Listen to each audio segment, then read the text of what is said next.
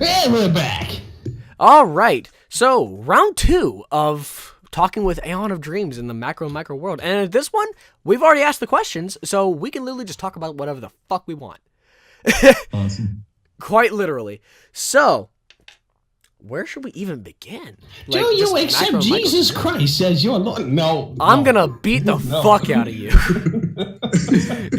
No, I'm not even kidding. In the comments section of a post, because every time a commission comes out with me and Lightning Bliss, because Blissy has a ton of white knights, and I actually did commission a micro macro pic to illustrate that. So it is related to the podcast. Does she though? Oh. This is one of the, you guys have probably seen this. It's one of the few pictures where Aeon is actually as a macro instead of a macro. Oh, is this the one with those like? I think we were looking at this last night. This is the one where like you're basically holding her hostage, and a bunch of like guards are basically trying to come. Unhand her, foul demon. Yes. Yeah. Yes. And the way they spelled it, the way they spelled was like Damon or something like that. Yeah, like that's the sort of that's one of the more archaic ways of spelling demon. I love that picture. I thought that was a spelling error. Oh no, that's not a spelling error. Another more Greek way of spelling it, which has a slightly different mythological meaning, is Daimon, and that's more of a Greek spelling. And that's just referred to any divine being replete with wisdom, but that's beside the point. And I do aim for that sort of image with Aeon, is he's kind of like that. But if you notice in my micro macro stuff, there's actually a little bit of symbolism which I employ. Is that, first off, Incubus Aeon, there's a bit of a trap with him, because you might think like, oh, he's like Thunderblight in cartoons, so maybe he's a bit of a dark side OC. Well, no, I'd almost view that as hypocritical to the character of Aeon to have them be different. In fact, a big thing is that I sort of subvert is that Incubus Aeon and Aeon are just the same thing. One of them just has horns, but there's a slight difference.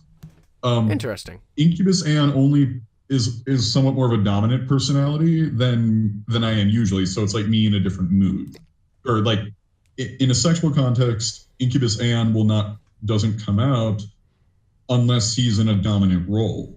So for instance, you would, like, generally speaking, like especially if I commission it, you will not see Incubus Aeon being tiny. You'll either see him being normal or yeah, I noticed that actually. Being giant. I noticed that actually, yeah.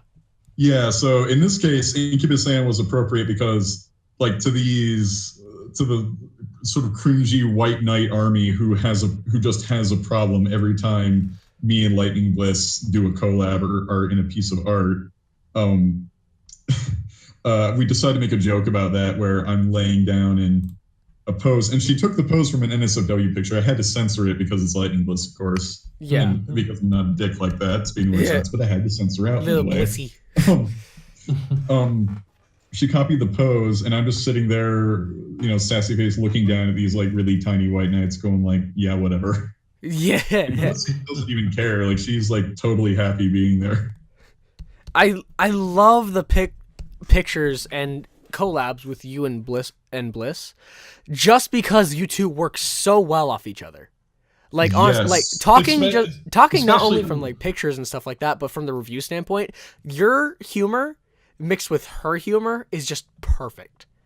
Well, like one of the funny things is that, like, me and Bliss will talk about this because we are, a lot of us, like I described this earlier, the whole idea of like Brony Marble, like in the analysis community, there's DC where you can probably work with them, but you kind of have to approach them first. You kind of need a good idea, and even then, it's like they might have a thing or they might include you. This isn't to say they're exclusionary out of like maliciousness or elitism. I want to point that out because people will think that. It's not that. It's just a lot of them are busy, and a lot of times when they have a project, it's like one of the only things they get to in their busy lives. They have things to do. So yeah, exactly. Like Silver Quill, even to his own peers, is not really that reachable just because he has a really, really busy life, and that's not anything against him. But yeah, I should point out, when it comes to, we have a room where we talk to each other, and Blissy had mentioned one of the things that makes the chemistry so well is that Blissy in real life is a little bit different than Blissy the Alicorn. So Blissy mentions that a lot of what Aeon says or does either flies over her head, or she assumes that Aeon is just teasing her in like a jovially malicious way, like a little kid, basically. Yeah, or a little bit condescending, but it does really work out on screen. The funny part is, because I think you guys said you wanted to ask me about my 2 collabs with Blissey, because our first and second magic lesson do have fetish symbolism in them, but it's really subtle. Now, the thing about Blissey is that she wasn't like exploited into that at all, and I wouldn't have wanted to do that to Lightning Bliss. She was actually totally on board with it. Her only thing was, you can put it in, just don't make it overtly or explicitly sexual. I don't care if it's your kink. In fact, you can have some fun with it. Again, just as long as it's not like anything like PG-13 sexually explicit something. But you can have those things in there because she knew I was into that. Now, the first video I want to point out is in Magic Lesson number 1. We have sort of a rule with collab chemistry, and that's or at least I do, and that's you can do whatever you want as long as it's within your character's ability, but you have no control over everyone else. So basically, you write your script, I'll write mine. Yeah, like in this conversation, I'm not like secretly like texting Vanilla Bean to reply in a certain way to my questions. That in real life, it never works that way. So in collabs, we have the same way because it creates the most natural character interaction. So like that's why people don't hit Aeon, even if they're usually threatened to, because we made it public in Kichi's collab that I'm a masochist. She tries to hit me, and all it does is get Aeon aroused. That's fucking hilarious. So no one hits Aeon. So the first joke with Magic Lesson number 1, which was mostly focused on Boar, was Twink tries to come up to me, and I was the first person ever to actually terrify Twink. I know, and I love that. That was so funny. That was the funniest. Like, ooh, this makes me think of so many things which aren't kosher for this channel. Yes. But the funny part is that I wrote that joke. The joke at the end where I literally got eaten by Twink and then spat out, Blissey wrote that. No. Yes. Blissey was the one who wrote that. Oh, we're learning so many things. Yes, you're learning so many things which aren't kosher for Blissey. She probably doesn't want people to know that she did. How? It's not that. It's like for her, it's like no big deal because we didn't make it for fetishy reasons. We made it as sort of a joke. One of the funniest things that I saw you and Bliss do was in the comment section for the Magic Lesson 2. Was you two did that whole like sub kind of thing, like RPing, where like you like hugging her hoof, her swatting you away kind of thing like that, like in the comment section. That was the cutest fucking thing. Okay. No, yeah, we have some of the most natural character interactions, and when it comes to stuff like that, she knows I'm into all this stuff, and I want to point out is that we both know what each other's about. I should point out a couple of things because they're like, oh, but she's married. And I'm like, I should point out for the official record, I happen to know her husband. Hey. Like I am reasonably well acquainted with her husband. Mm-hmm. And her husband is aware of all this stuff, for one thing. And second, what me, Blissey, and her husband know is that I'm not actually seriously flirting with her. I am a playfully flirtatious person. She knows that, and everyone kind of universally understands that that's just part of my personality. I'm not actually trying to steal anyone's wife or girlfriend or whatever. Not to mention it's part of a character, so I mean, like, of course. I should point out, Aeon's metafictional, so the way Aeon acts or the way Aeon behaves is just me as a blue unicorn in that setting and conflict. So if I'm playfully flirting, then Aeon's playfully flirting because Aeon is me, so to speak. Which I also, again, love. So yeah. But what that means is, so it's kind of like, I am playfully flirtatious, but it's because I know that it's one of those situations where it's like, to speak plainly, it's like I know that you know that I'm just playing around. Yeah. Mm-hmm. So it's like, because me and Blissey have that mutual understanding, it allows for natural and fun character interactions because we know what each other is about and we know what we're actually trying to do versus what people think we're trying to do. You see, this podcast right here, I love that we're clearing this up and talking about this because the whole thing with, the white knights and stuff for Bliss, they are honestly, like, not trying to offend anyone here, but it gets annoying. Like, if you look in the comments. This is the really funny part is that, like, I'll mention to Bliss because something that's really funny about white knights is, you can disagree with them all you want, but something that's actually really fun is, like, they think that they're doing a service to us because for whatever reason, they seem to think that we're actually hostilely opposed, even though Bliss put in, like, because Bliss is usually the editor because she's one of the big 3 editors because she's really good at it. She knows more than most other people. And I'm just like, oh no, she put all those hours into making the vectors and the editing for the video because we secretly don't like each other. Yeah, sure. Like, if me and Bliss really weren't friends, she wouldn't make pieces of fan art or invest time in making a video about me if we genuinely didn't like Again, each other. Cutest thing ever. And then someone says, "Oh, the money you probably paid her," or something like that. No, yeah, Blissy's one of those people where it's like, even if you paid her, if she really didn't like you, she would not accept your service, probably. Oh, wow. No, yeah, because I think she rejected someone who tried to do something sort of like that, if I remember correctly. So don't piss off Blissy. Yeah. But, this is a lesson we've learned several times. If I see a white knight, I'll sometimes bring it to Blissy's attention because one of the most lovingly sadistic things I will ever do is point that out. But they're trying to just get my attention to see that. But when they see Light and Bliss reply and say, "No, you're cringy, go away," you'll see them break and just be like, their big idol that they're rushing to the defense of now doesn't like you because you decided to be a cringy little fuck. It's just kind of like, oh, this is so much fun. And even me and Bliss kind of revel in that. That's why we made that. My life has no meaning.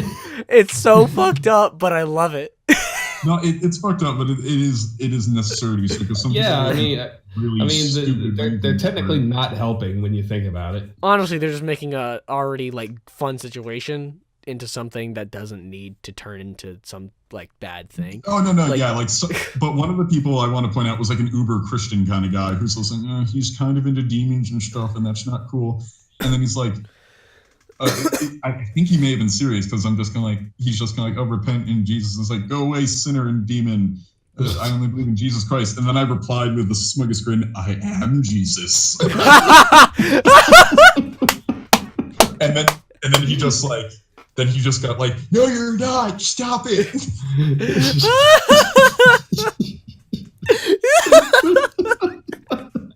Oh my God. That was the one I'm most proud of. Jesus Christ. You should be. You should be proud of that shit. Yo, that just planted a hilarious image in my mind. I am legitimately imagining someone make fan art of Jesus Aeon.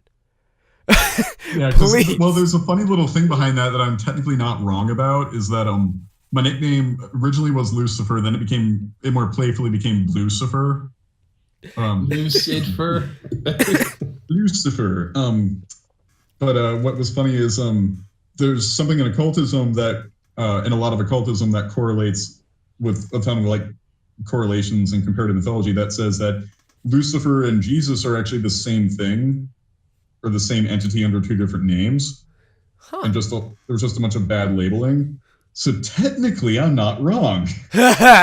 Oh my God, oh fuck. But your name is not Lucifer, so you're still wrong. It's I'm Lucifer, bitch. I can be whoever I want. Now that's a voice I enjoy. I have the pen and paper. I can do what I want. I can call myself whatever I want. This is the point where the script writer is just I do whatever the fuck I want, bitch. No, yeah, it was still something I had way too much fun just fucking with the kid with.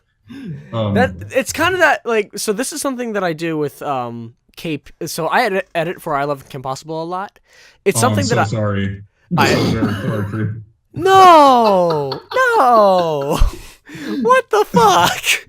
It's a fun place. No.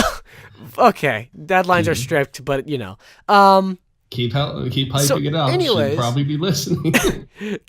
They don't listen to this podcast anyways. Just watch it in the comment section and you'll see what the fuck. The one podcast that KP tunes into is this. Yeah. She turns in and it's like, what the fuck? But one thing that I like to do that I get some flack for, but it's still funny, is I will insert myself into her videos. So, like, in the most recent one she put up, which was a review for Triple Threat, I actually make an appearance and voice in it. And that was not in the script. I did that because I am the fucking editor and I do whatever the fuck I want. Well, yeah, and she isn't. Well, last I checked, she doesn't pay her editors, so it's kind of like she can't complain about what you put out. Well, she can still complain, but what she does instead what she does instead is we get software. So I'm actually getting like the most updated versions of like After Effects, Photoshop, subscription to Adobe stuff Creative like that. Cloud. I actually the only reason why I have Audition is because of this team. So I can definitely credit them to that, and it definitely helps with my mass media program because now I don't have to spend $20 a month for cloud. Okay, so you do get. Okay, so now she gives you something in return. She's always done that. Like that's Okay. been a thing going on for a long time. It's just that the reason why we don't get paid is because it's too complicated. Because so many people do so the editors are the primary people who work in the group. Like we do the audio editing and the video editing, and we help write scripts, and we do our own like gags and stuff. A lot of people would say we should get paid the most, but then there's also the animators, the musicians, and stuff like that. And so bringing money into the situation would honestly just be a clusterfuck and just cause so much hostility. Well, I should actually point something out. It's that I'm not gonna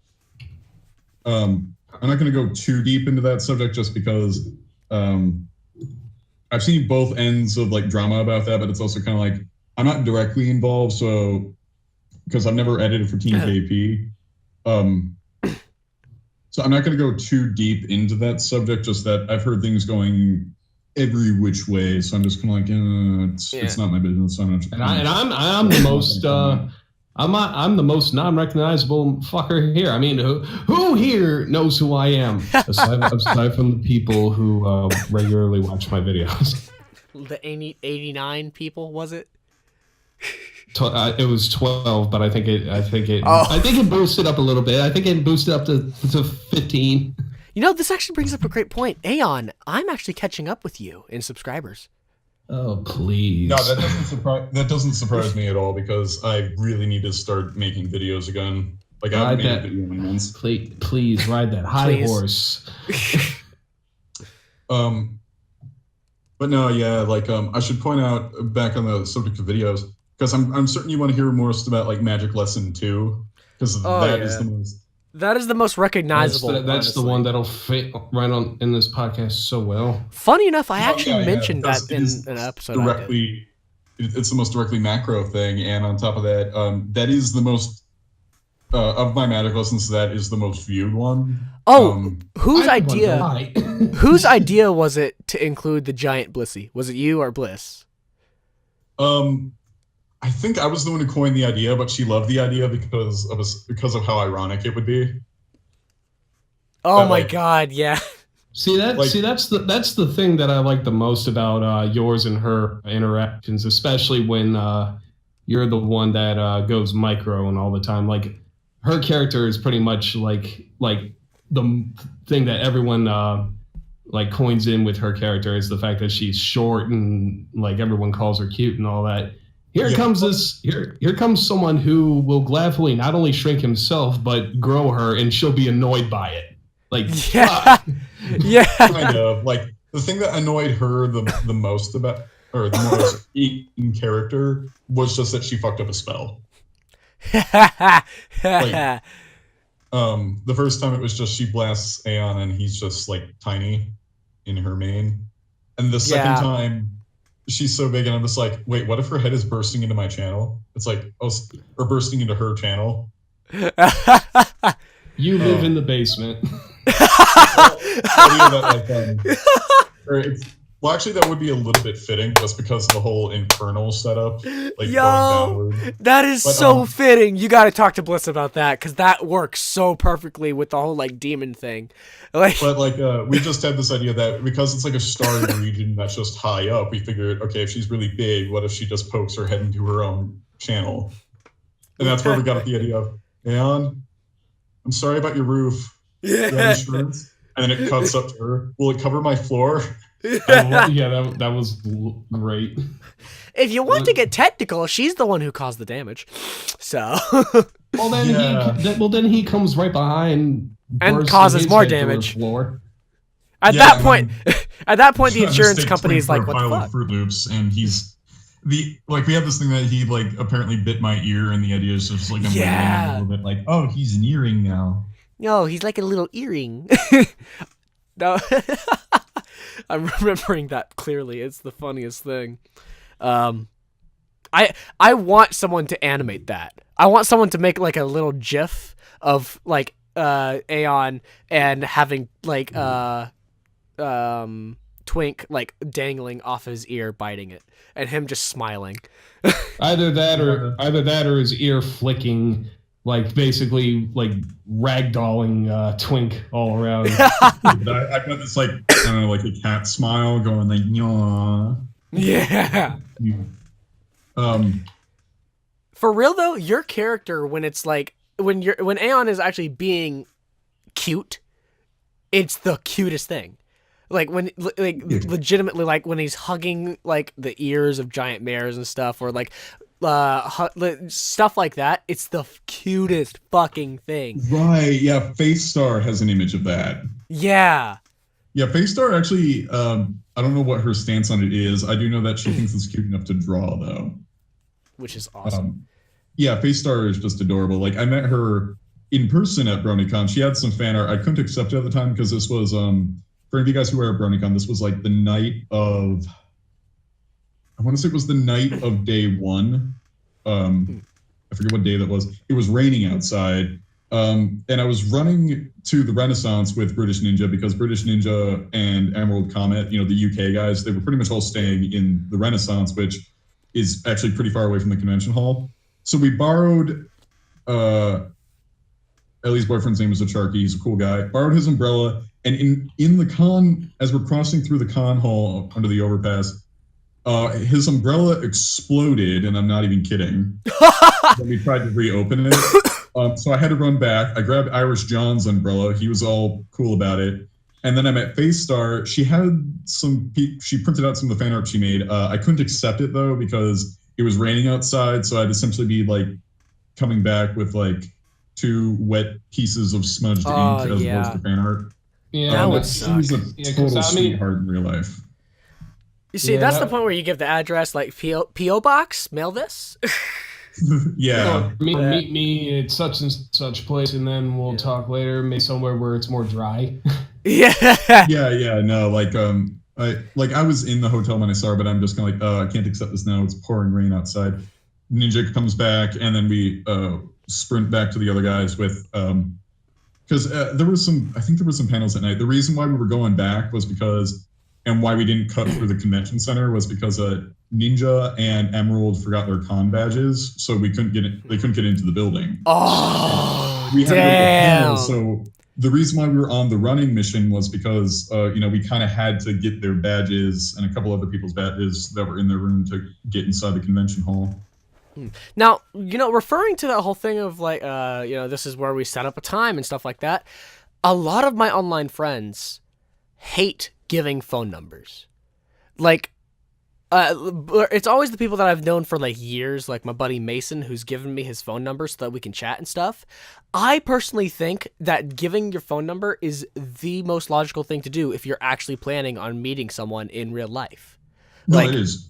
But people are so opposed to it. Like I think it's because of the whole trust thing. Because I mean, it's like who am I giving my actual number and contact information to? Like for reference, my buddy Chancellor, he also works in Team KP. I've known him since my old Xbox 360 days. Like we go way back. He only recently gave me his phone number. like recently. Well, Like it's so weird, that whole mentality. Like if you've known someone for that long, even if it's on the internet, if you know someone like to that extent, it feels like you should be able to trust them with a phone number. It's not the biggest fucking thing in the world. Yeah, like I suppose it depends. It's just changing social things because there's you always have to give those parts of your brain its due. So like if something was okay previously, well, there's always a sense of here's the most trustworthy thing I could ever do for a person in terms of giving away private information. It's going to keep constantly shifting because you always have to give that part of your psychology its due. In this case, it's the phone number. With us at the analysis side of the community at BronyCon, like we all have each other's phone numbers. That's awesome. Another thing we'll do is if we don't have each other's texting, we'll have like a room on Skype because everyone has a smartphone nowadays. So yeah, we all just go into the Skype room that has all of us in it, and we might send like a big text into the room, and it says like everyone to the vendor hall at this time this day, and everyone gets that message, and then wherever we are in that part of Baltimore, like say it's at BronyCon, we'll just get that message, and then we'll all just like, okay, we got the Avengers sign is called, and then everyone just looks up and leaves to that location. Me and Vanilla both being like the analysis side, we want to join that one day. Like, oh yeah, it's more accessible than one might think. Yeah, because like both of us enjoy making analysis videos. Like he's actually been doing it longer than I have, and I don't understand how he has so few subscribers. Probably because I don't make it on a daily basis, which is kind of the root of success when it comes to being a video maker. Well, I suppose it depends on who you are, because some people, if you get like established, then there are people who will still like you and still appreciate everything that you do or that you're in, even if you may only churn out a video once every few months. Like Anthony C, he's like one of the, like to borrow that metaphor again, he's one of the Brony DC guys, you might say. He only churns out a video like once every several months because he's just that busy. But he still has like the high sub count, as opposed to like Dr. Wolf, where in a sense, Dr. Wolf kind of relies on that because if you don't mind me saying another thing about Dr. Wolf, it's I don't mind. Dr. Wolf's biggest talent is simply that he's a really good collab leader. Like on his own, Dr. Wolf, at least if you ask me, doesn't really pack that much of a punch. So in Dr. Wolf's actually case, completely agree. Yeah, like in like a solo case, Dr. Wolf doesn't. He doesn't. I mean, really he's good. He's good. Don't get me wrong, but he's definitely better when he's interacting with other people. Yeah, and his biggest strength is that he can get a lot. He's a good collab leader, and not everyone is a good collab leader, because Dr. Wolf is really good at whipping everyone into gear, maybe even getting them motivated for a project, and then getting a good editor to like edit the project. He's really good at organizing that. He's a by the numbers guy, so of course he would be. Yeah, that totally makes sense. Yeah. So his biggest strength is when he's organizing a collab or doing something like that. But on his own, he kind of has to post daily because he doesn't have sort of the gravitas of Anthony C, who can turn out one really good video every 7 months and generate a massive fan base in spite of that. Or Silver Quill, who also kind of takes a while. He takes a long time, and I hate it. Like I love the quality of Silver Quill, but he's a really busy man in life. Like to give you an idea, he's in our D&D sessions. Like yo, you play D&D? Yeah. Oh, I love you even more. This Saturday, if you go to Josh Scorcher's channel, you will see us playing another round of D&D, unless something comes up at the last minute, with me, British Ninja, Kichi, like Josh himself, Keyframe, and Silver Quill as characters. Yo, I am watching that shit. I am watching that shit. When did you say this is? This Saturday. I forget when. Like Scorcher, I think usually has like if you subscribe to him and press the little bell, I think it'll give you an indicator that he's streaming, because he streams our campaign, the other campaign with like Sweetie Bloom, Toon Critic, and Dr. Wolf and all that. Those guys, they record it and then upload it as they upload it as divided parts. With us, he just live streams it and then just uploads the live stream. So their episodes are like 1 hour, an hour and 30-minute segments. Ours is just like a 6-hour stream of us just sticking around for 6 hours. Whenever, well, odds are I'm probably gonna miss it because real life likes to take a chunk of my time when. Thankfully, Saturdays, especially around this what we call quote Christmas time. Right. Dude, whenever that comes up, like whenever it's recorded and uploaded, send that to me. I'm gonna link that in the description because that is awesome. There's like 3 parts uploaded so far. They're long, but our 4th session is that day. Unfortunately I was missing for the second section, second session was just for BronyCon because I lost my internet that time. So we had to do some weird little thing where Josh pretended to be a ghost possessing me. And said, "Oh, ghosts are evil, dearie."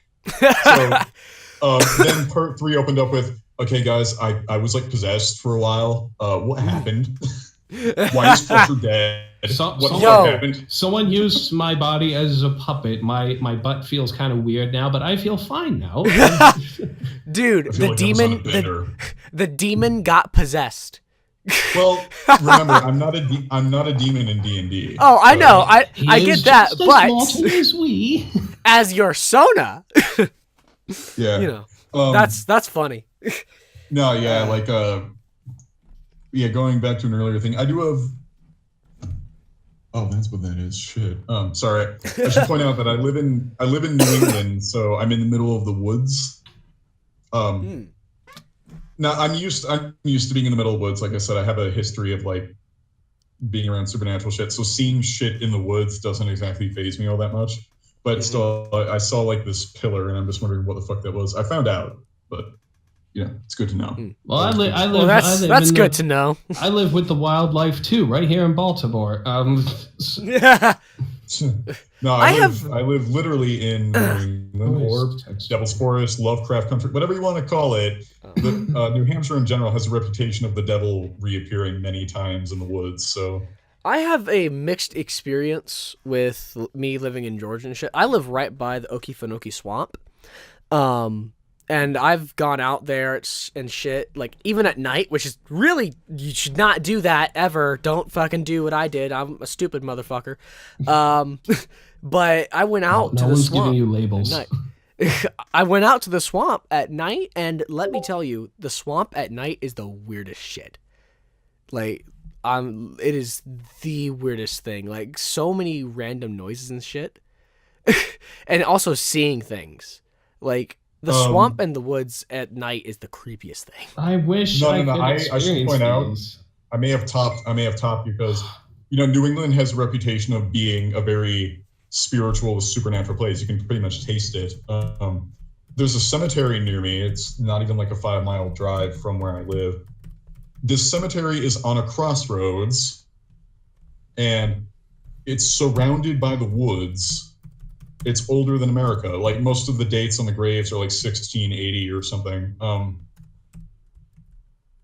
Really, really haunted though. When I say I've seen shit, I mean like I've really seen shit there. And an interesting thing about the woods of New England in general, especially this cemetery or places like it has moods. Mm-hmm. And you do not go in there if the cemetery is in a bad mood, and you'll be able to tell. Mm-hmm. You kind of instinctually know, but like a good superficial indicator is if for whatever reason the darkness seems so thick that your headlights can't go through it, then don't go in there. Because we've been in situations like that where it's like it's impossibly dark in the woods despite like the presence of some lights, and it's just kind of like and if you feel a need to just not even look in the direction, and like maybe the radio is fucking up, then don't go in there. It doesn't want you. There's something in there that doesn't want you to go in there. I just got a message from KP on Discord saying, "Hey, will you be around for a call in like 10 minutes?" Oh my god. That's usually not a good sign. There's some swirling around here. Yo, you talking about an evil cemetery sparked something. Oh my god. Well, the cemetery is not evil, I should say, because here's the thing: if the cemetery wants you there, I should point out another thing about supernatural experiences. Sometimes you can have a really pleasant supernatural experience, but intellectually, it's weird because if you listen to your intellectual mind, you have this mentality of, I should be horrified right now, and you're aware of it, but you aren't. And it's weird because you could see like a shadowy figure with like a white face. That should scare the shit out of you. Intellectually, you know that. Maybe it has a smile that's too big and hollow black eyes. But for whatever reason, you're in this weird euphoria and you kind of want to stay there and you feel like dancing for some reason. Okay. And this thing is just there and it's looking at you and it's moving weird. And for whatever reason, you're the happiest motherfucker on earth. It's like a snake. No, and nothing malicious even happens to you. But when you tell people later, you sit there and think, why was that okay at the time? But like there was one time where in that cemetery where it was actually really inviting and it was really serene and the colors were really pretty. And yeah, I could detect that because I got a sense for the sort of things that I was being watched by like some of, I call them the other people. I was being watched by someone, but I wanted to like lay down just in the middle of the cemetery and fall asleep. Zach, whatever thoughts you have, please save it for after. Shut up. No, Aeon, stop. Don't talk about this anymore. So I just asked KP what's up, and she just said, oh, just something. What the fuck? There's some bad juju going on here. Call the police. Oh, wait, by the time this goes up, it'll be too late. Shit. So, I don't know if I'm in trouble or some shit. I don't know why I would be, but... I just saw your video and that little tidbit you added in it. No, she was fine with that. She was actually fine with that. She thought that was pretty funny, actually. Oh, you think that now? I mean, at this point, I have no idea what to think, but fuck it. Podcast is more important. Fuck that. Podcast is more important than the person who's paying. Oh, wait. Yeah. Yeah, I still think we should be paid. I mean, I'm a college student. I need money. So. No, but yeah, I'm supposed to rope it back to micro macro. Yeah. So yeah, what? Yeah. I do agree with you that yes, I can be really adorable in a micro macro setting because something that a lot of like some RPers, because some people do RP with me because they like to imagine small Aeon. So you do actually, RP? Yeah. Oh, awesome. There's a figure, not figure. There's someone I know. She's a fan. I'll call her by her nickname. Her name is Blue. Because there is actually a docu, and it's not safe for work. There is a Dakimakura pic of the Aeon. You guys may have seen it if you were snooping around enough. I probably seen it, just didn't recognize it. Snooping? Us? Nah. So a lot of people apparently like to imagine that it's actually micro Aeon laying on whoever the RPer is pillow. Dude, that's they're just kind of looking down at him. Again, I find all of it adorable. Like micro stuff in general, especially Aeon, obviously. Is just adorable. This is helping my self-confidence. Yeah, well, okay. I should point out that if you want like adorable, like stuff that leans on the adorable side, check out either anything by me or Bliss, anything that Blissy has of me like that, or anything that Big Star. Yeah. Those comics that she did for you are just... Those two comics are the cutest thing. I especially love the one where she's Thunder.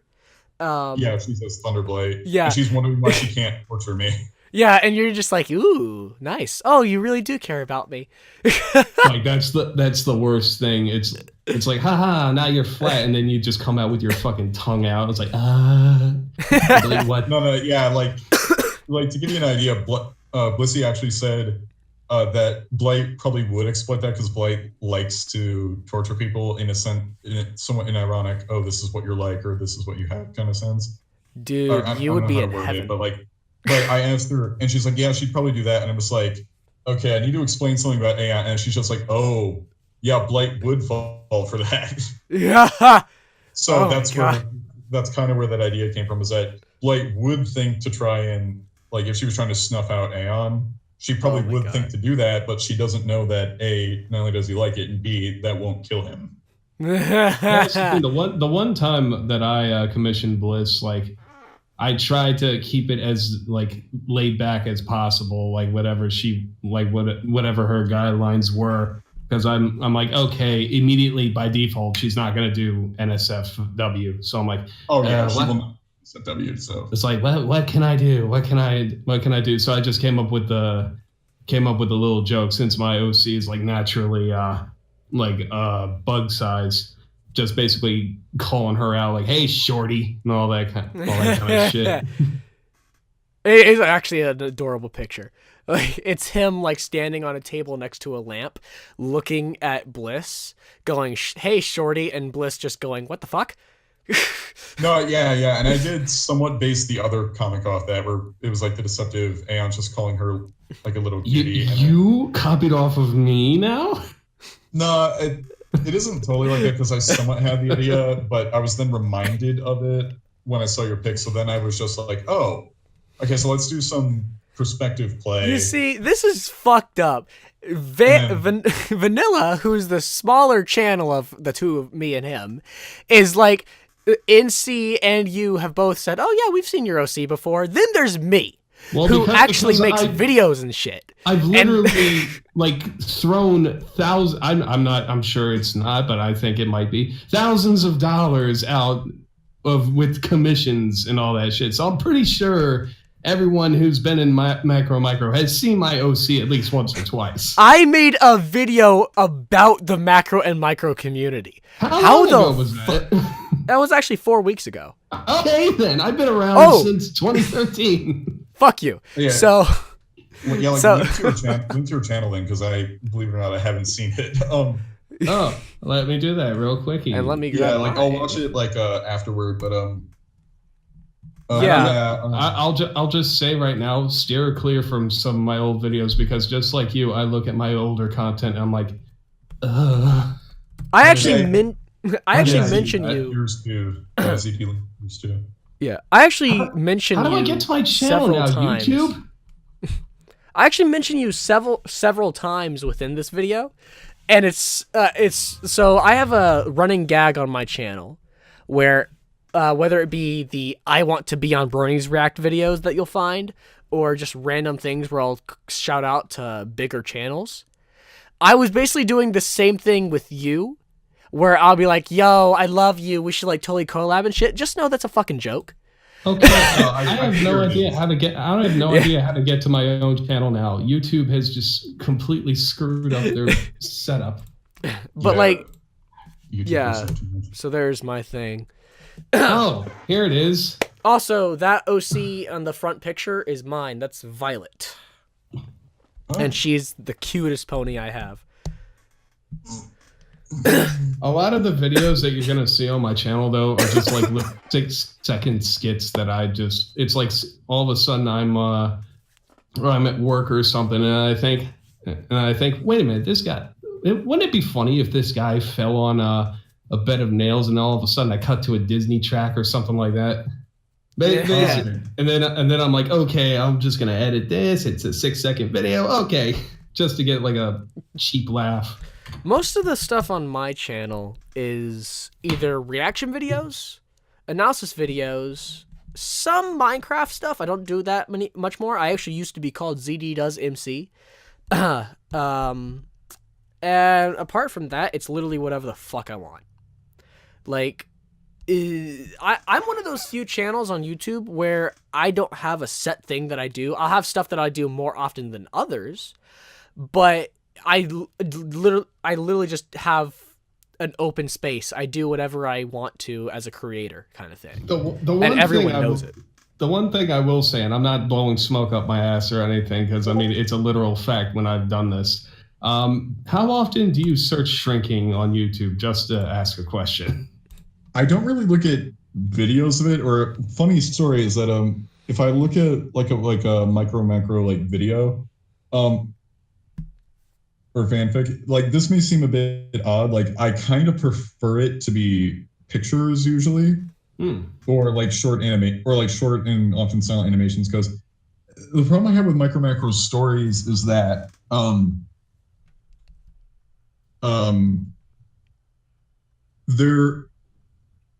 I suppose you can extend this to like all fetishes, because I'm one of those people where it's like who doesn't really see any good story coming out of porn, because I am, I have taken like college level creative writing courses. Of course, I like to do analysis and critique, and it's just kind of like, you're like a legit like story writer as well.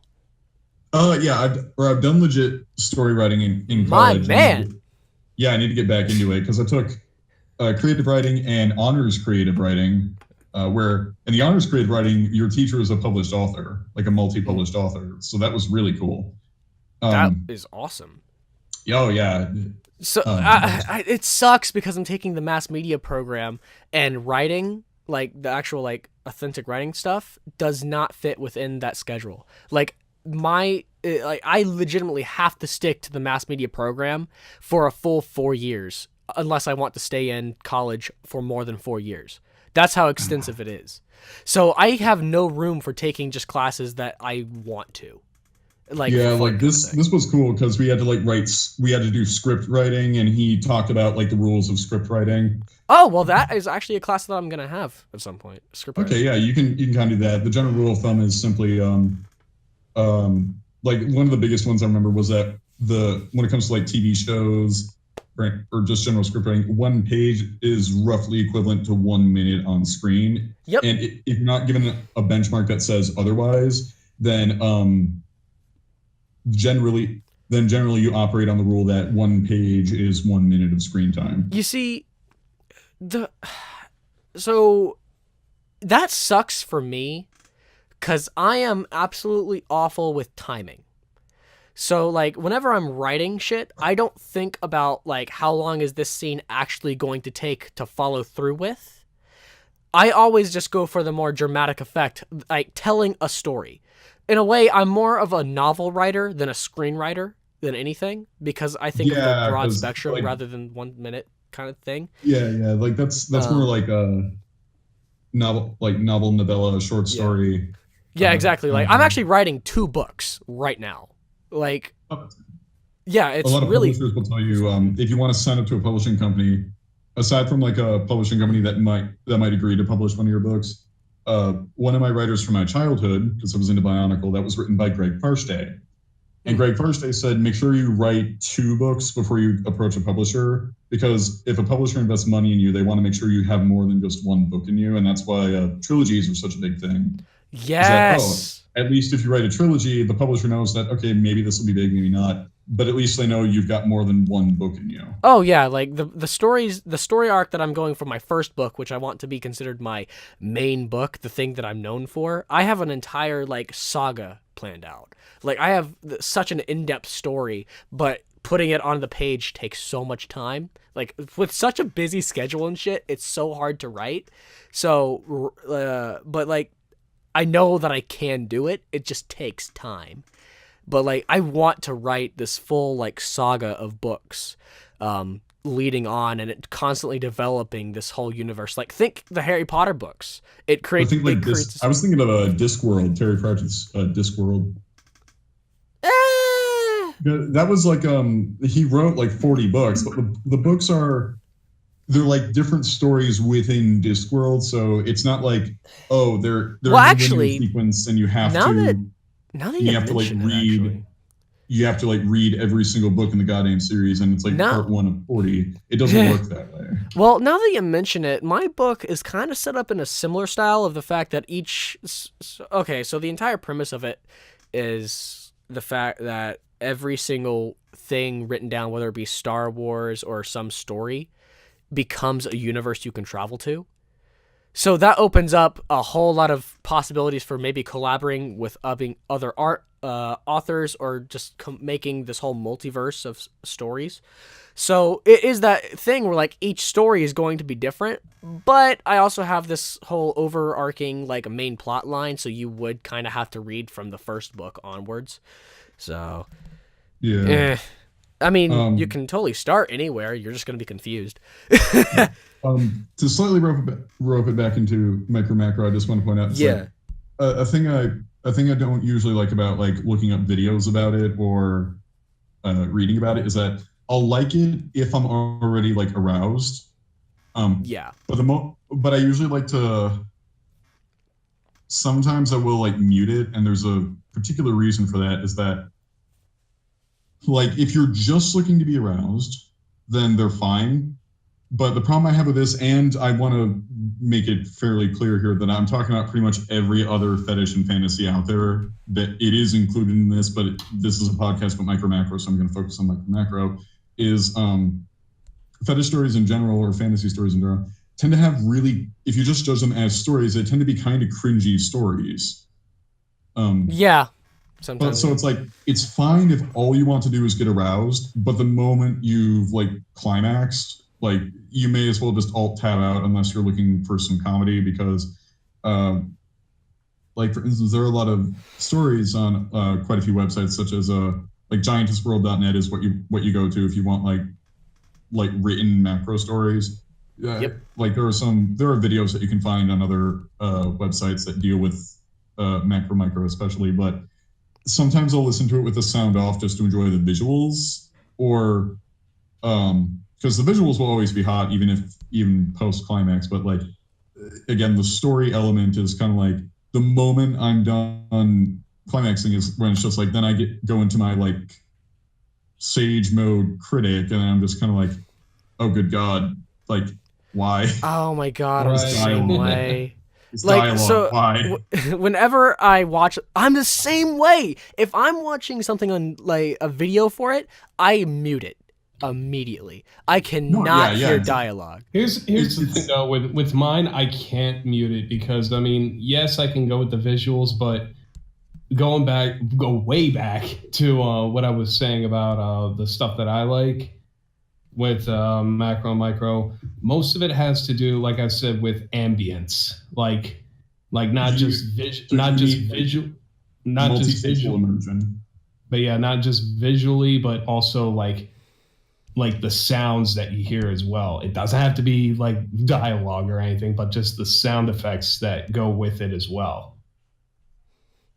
Like I can understand when immersion, yeah. Like I can understand sound effects. Like when someone goes to flick their hair, it may sound normal, but then when you hear it from a micro standpoint, it's like a loud rumbling whoosh. Like that really gets me. Yeah, like I understand the sound effects. As a point of immersion, it's just that I'm not going to say like, oh, I don't need that or blah blah blah. It's not exactly a turn off, but sometimes. Sometimes noises are a little too exaggerated for me to take seriously, and that's just me. It is honestly a turnoff for me. Like, talking and stuff like that, unless it's done professionally, like from actual like good script writers and actual like professional actors who can do it and it sounds fine, which there are some out there that can do it just fine. Unless it's like that, it's so cringy. Like, I agree. Like the way I like it is just small talk, and usually that's if it's unaware. Like if whoever is the macro is unaware, they're not really gonna say much. Like honestly, like I edited a comic for Vanilla not too long ago called Pint Sized Spouses, where they were him and. It'll be on my video. I suggest you listen with caution. It was I did it for him because of a buddy, but it was so cringe. It was so cringe to do. Like honestly, I was editing it and was just like, "Yep, this would normally be great." I mean.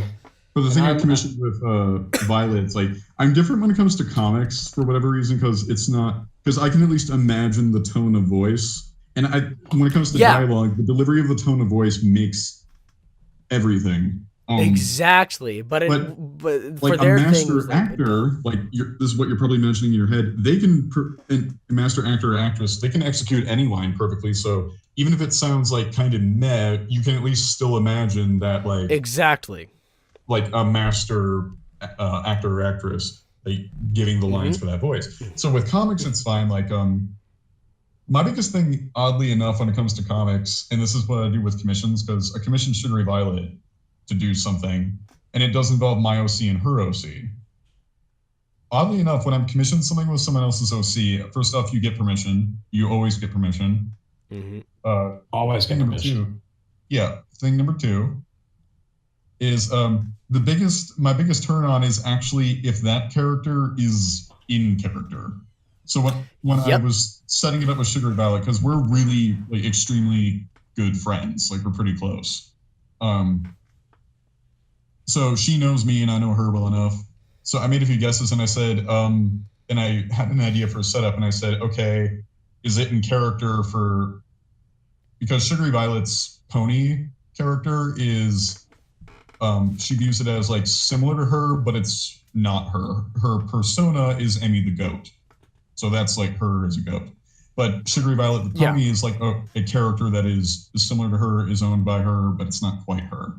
So I said, is it in character for Violet to do this? And I know elements of Violet's character. And I even said in the script of the, because it's a comic, I put in the script, I'm not going to write any of Violet's dialogue because she already knows this. It's a big turn on for the character to be in character. So it's kind of like, okay, just add in dialogue whenever Violet would say something. Okay. Yeah. Well, I mean, I completely agree with the whole like being in character thing. Like it's not fun when you want to do like get art with some character that you like, but then when you get the art and the dialogue is just nothing like the character, like that's the whole point of the character. You like the character's personality, but if the personality is completely different, well, great. Yeah. Yeah, exactly. Especially if it's someone that you know, because I will commission art pieces with people I know if I know they're okay with it. But it's always based on the idea of, okay, would they actually do this though? Like that was something that was kind of fun with me and my ex, was that I had a lot of examples to work with when it came to me and her. Sometimes we had private art pieces that we would go around. Sometimes she would make some herself and show them because she was an art student in where she lived. And sometimes not. Like one of the pictures that you may not have seen was do you know who Bubble Lee is? Bubble Lee? Yeah, she's a really like top tier anthro artist. And her pony OC, her persona is a cat named Fish. And it's literally a pink cat named Fish. Her pony OC is an OC named Bubble Lee.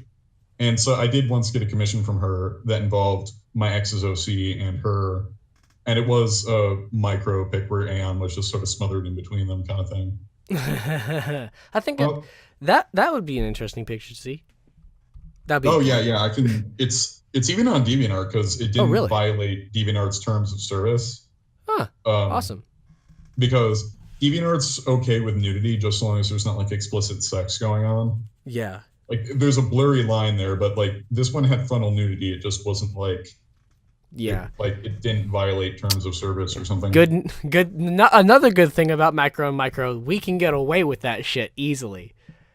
Yeah, but there are a lot of fetishes that can easily get away with things just by virtue of them looking so much like a mundane thing. There's a paraphilia for everything. There's like there's sexual attraction to like dendrophiles are attracted to trees, for instance. So, which must be that must be hell, honestly.